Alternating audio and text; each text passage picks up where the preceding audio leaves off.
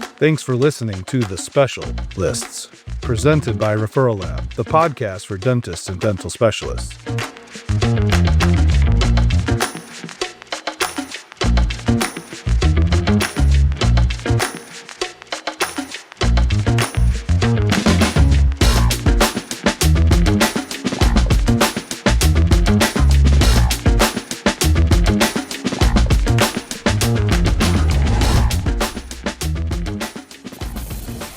What's the reward for good work?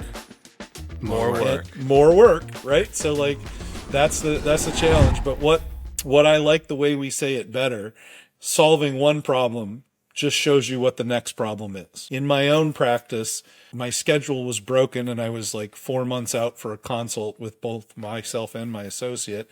And we worked together to fix the schedule in my practice. And all of a sudden now we're down to like a reasonable 2 to 3 weeks.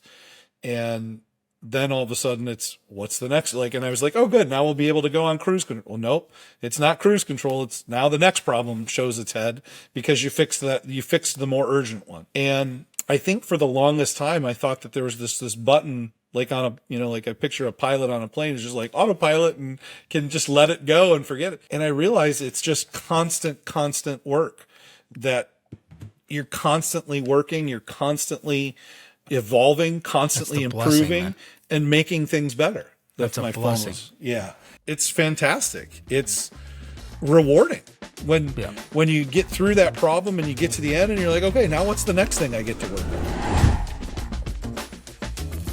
I got a great team though. I mean, I really do. And one of the reasons I do have some turnover, but the reason that you don't see them is because they aren't here very long. Because when I see that happening, you get around fast. Again, my next thing is don't hesitate to let somebody go if needed. Do not be afraid to let somebody go. I had an employee that was here for about 2 weeks, and she said she needed to talk to Jennifer and I. So she began to sit down and tell me what this person was doing wrong and what that person was doing wrong. Oh my God, I can't believe they were doing this. I'm like, really? Okay, so it sounds like we've got some problems. Yeah, okay. So well, hey, you stay right here, okay? Jennifer, pull up a couple more chairs. And so I brought in the people that she was talking about, and we all sat down together. And she goes, well, what are you doing? I said, well, you were telling us about some problems that we were having with the team, and here's the team, and this is how we fix those. You coming to me and just complaining about it and telling me I can't say anything to somebody doesn't work. So unless you're willing to discuss it as a team, as an adult, and go through and fix these problems, this might not be the place for you.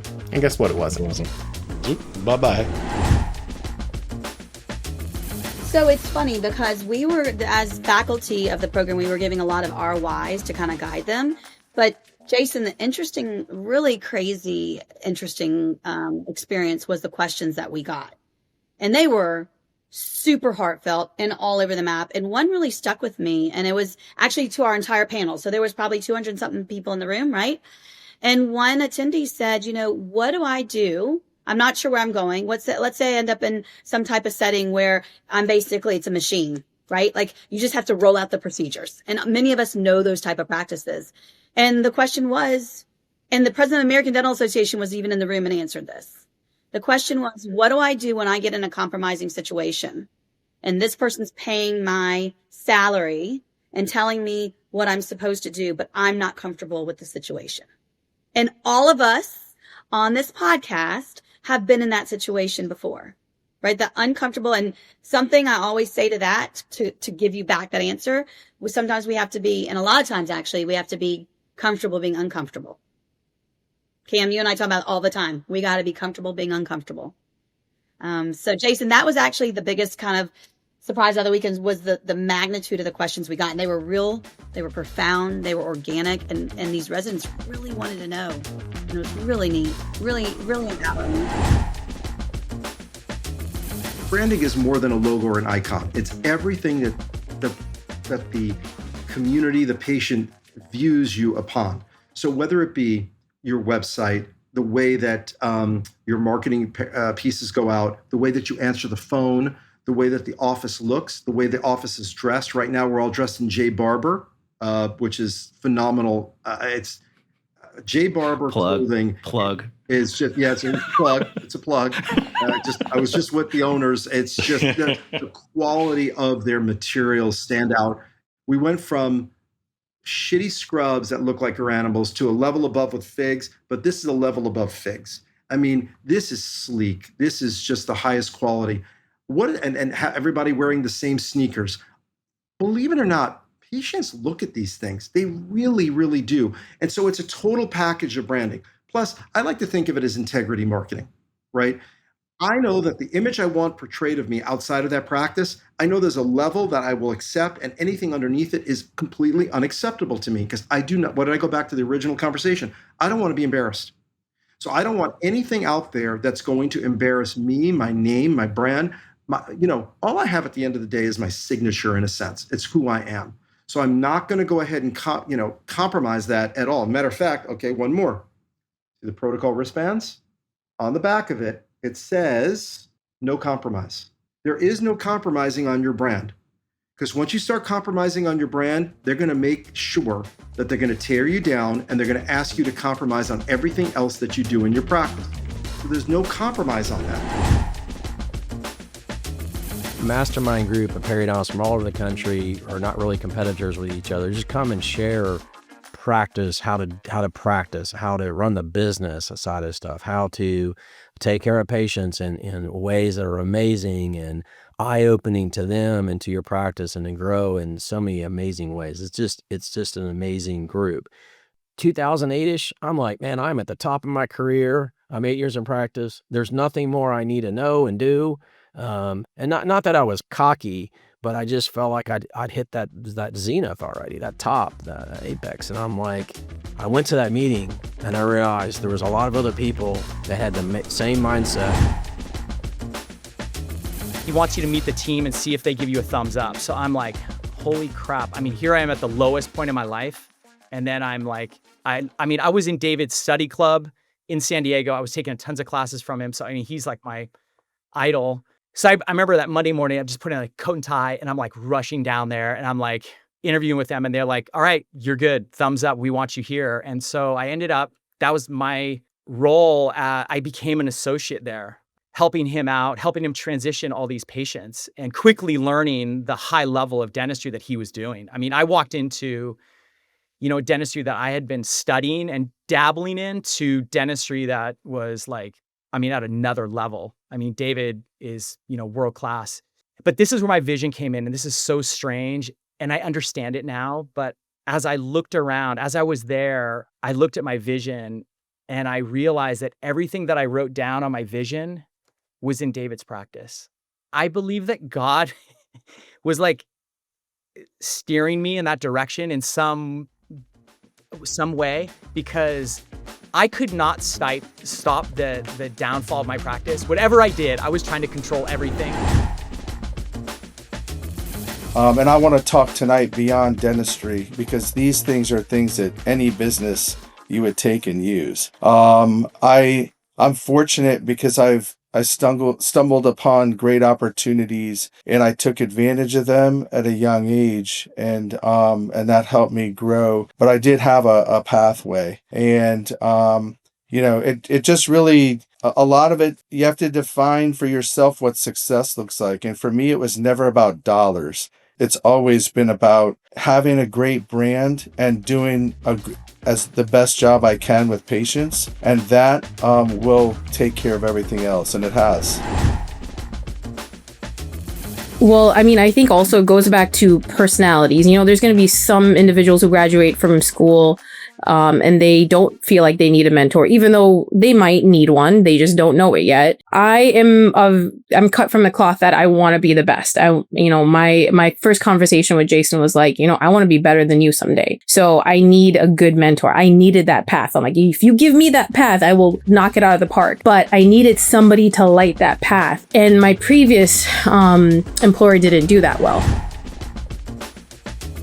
It's always hard, right? It's always hard, period. But I think it gets easier as you live it yourself, right? Like, and if the clinical leaders, if the staff, if the people who have been there for a long time demonstrate those same qualities that you look for, I think that's the first thing that you need. Because we're the leaders, if we're the ones who take shortcuts or don't completely follow that, that's the first part you're gonna lose fast.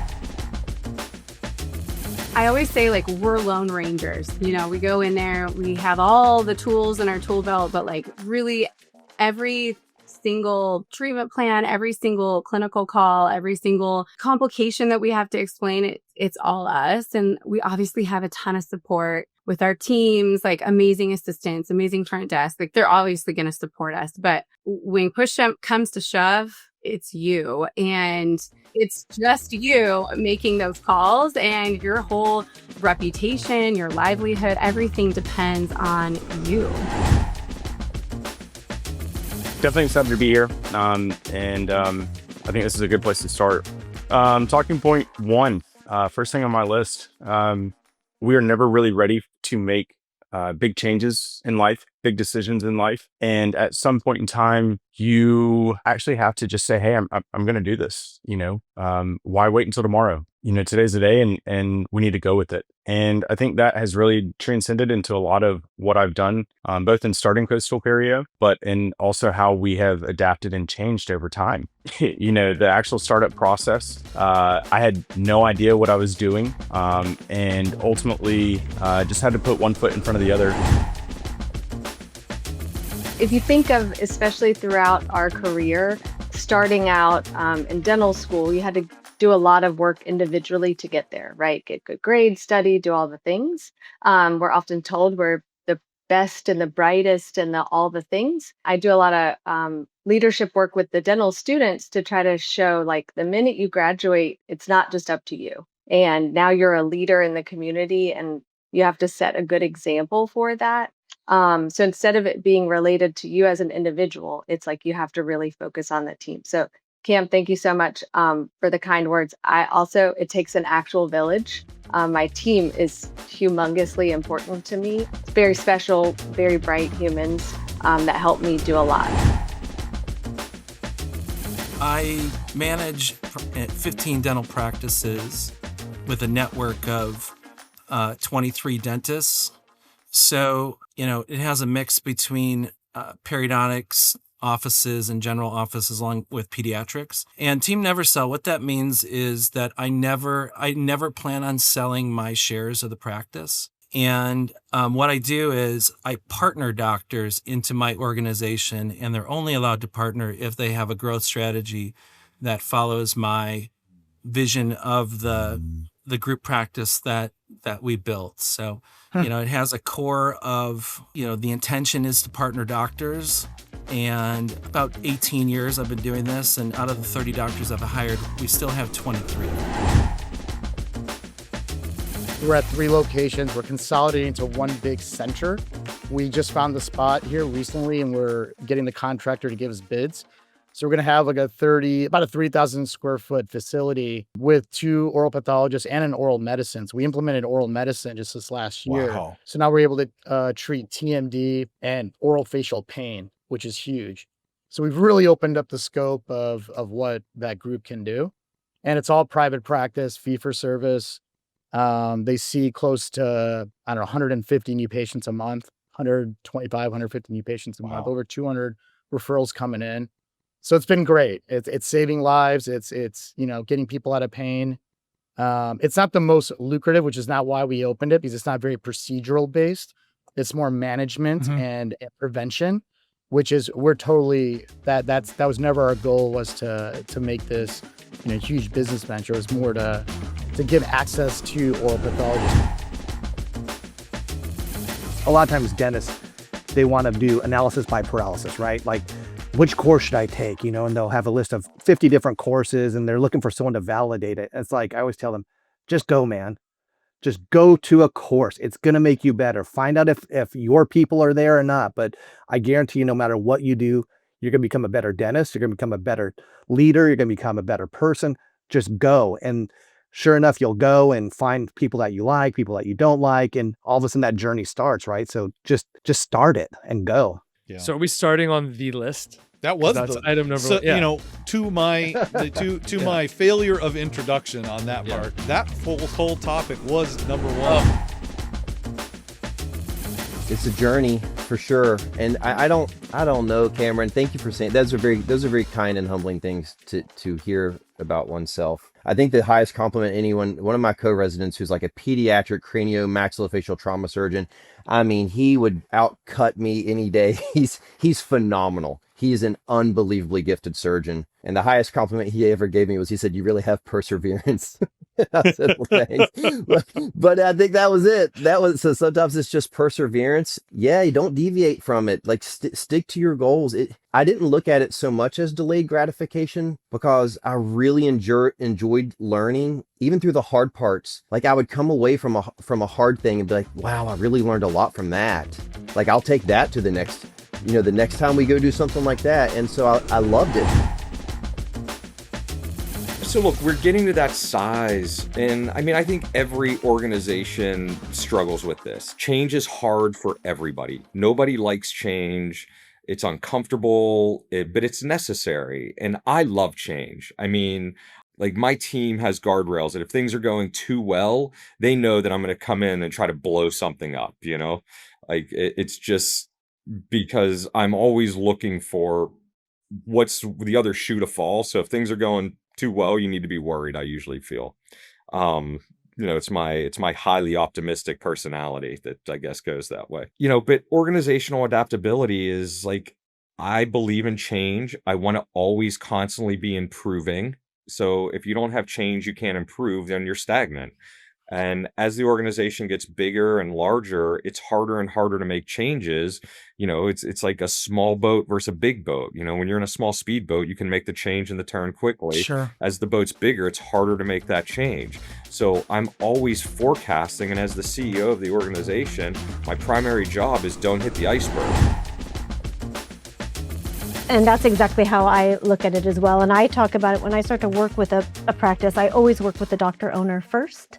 And they'll say, do you have a vision statement? Oh, yeah, I've done vision and culture work. Really? Let me see it. And then tell me about it. What does it mean to you? And then they can't even answer those questions because it was like somebody told me to write this thing up and I did this thing and I come up with integrity and this and that. It's like, no, what does it mean to you, Michael? What does this look like to you? And what is it supposed to look like every single day? What are those behaviors? So for me, that's core values, right? Core behaviors that have to be in place every single day and in everything we do. And then Dr. Owner, give me specific examples of what that looks like in action. Because people can't be what they can't see. And if we're not actually also modeling it every single day and or this whole holding people accountable to it, that means ourselves, right? Then the culture is exactly whatever we're tolerating. So it's funny because I've never been a big reader, but what happened was, so sleep dentistry was never my thing. I didn't like it. My thing was like cosmetics and sleep dentistry. These oral appliances were just jacking all the bites, and I was like, I just don't get it. I am taught to dial in with shim stock. Like, how am I not supposed to care when I put an oral appliance in? And then what happened was I met Jeff Rouse, and he started introducing me to this concept of airway dentistry. Shout out, Jeff. Yeah, and then I went with it. And then I started to read. It's funny because Jeff will say, I've been trying to talk about this for 10 years. And now you're getting some people to talk about it. And I joke around and I tell him, I said, I just made it sexy. That's all. I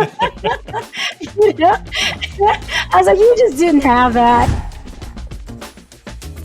I would always instruct on where he was or what he had to do. As I saw him advancing each step of the way, he did more, he did more, he did more. Now he's doing reconstructions and doing beautifully. He knows the fundamentals, and he also knows that he's always got me looking at things and checking with him and working with him to help develop him. He works with me on Fridays only now because he's in our other practice Monday through Thursday. So what happened was we built him up and gave him some abilities to understand interdisciplinary dentistry. And so he was kind of like in this like SSC residency in a way in my practice, right? It was a really great thing, but it was a lot for me to give up because I'm paying him for this, by the way. And I'm teaching the whole time I'm doing procedures. So, and the procedures I do are pretty intense. I'll prep 28 teeth at a time and buildups and this and that and lots of stuff going on at one time. Basically, then what we did is that he and I developed a practice together. So I am a highly anxious person, anxiety ridden. You think? Whether it's because I saw how my parents worked hard or whether that's just my genetic makeup, but I am very anxious. And so if I were to go back and talk to my younger self, I wish I could have told myself that everything is going to be okay. Like it's all going to work out. It's all going to be okay. I don't know if I would have believed myself, but I really wish that I had said that to myself. It's all going to be okay.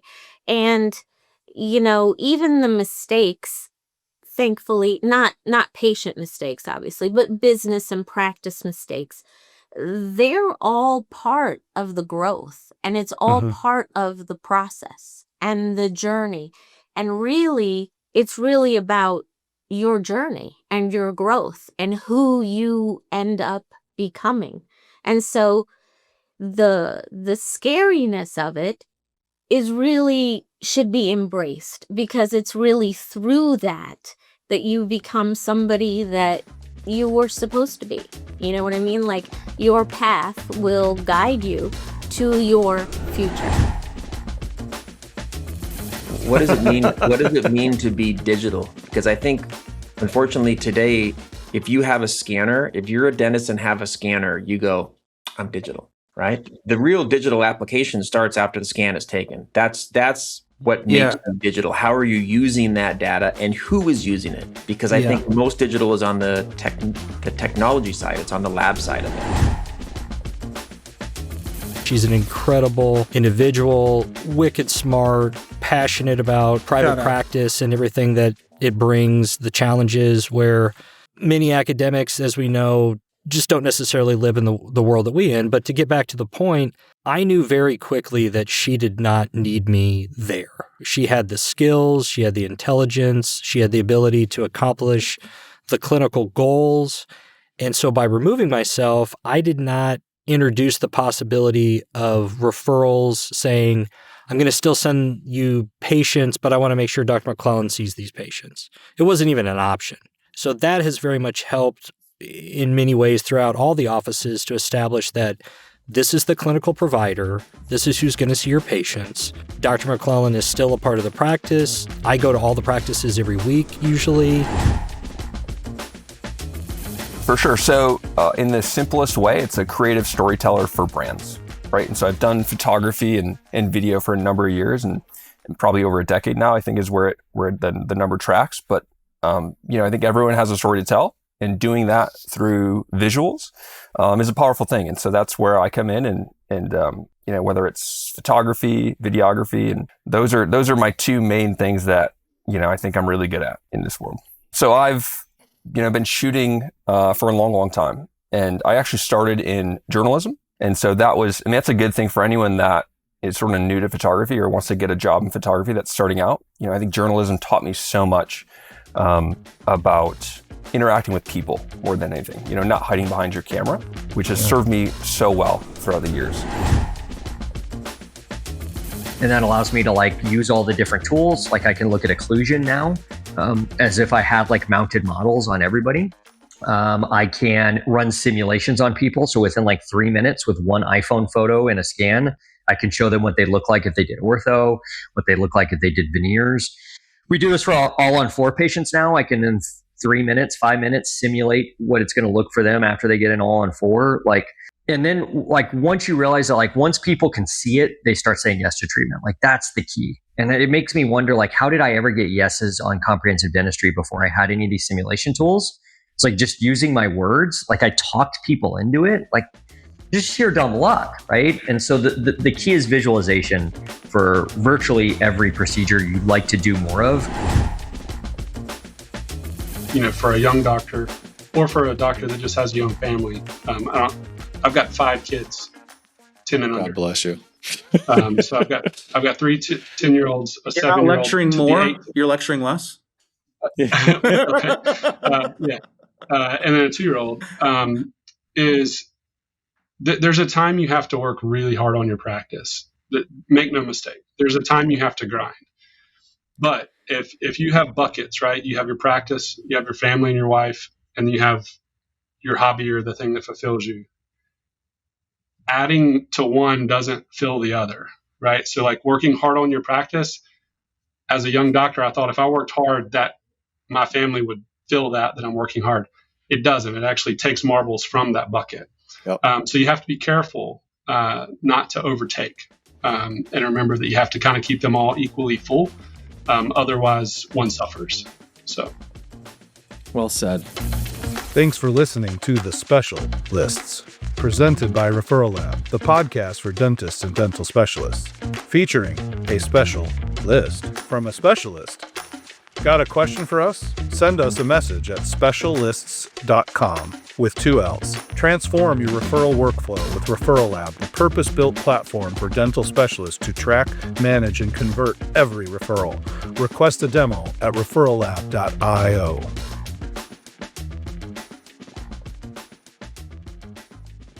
We'll do it live!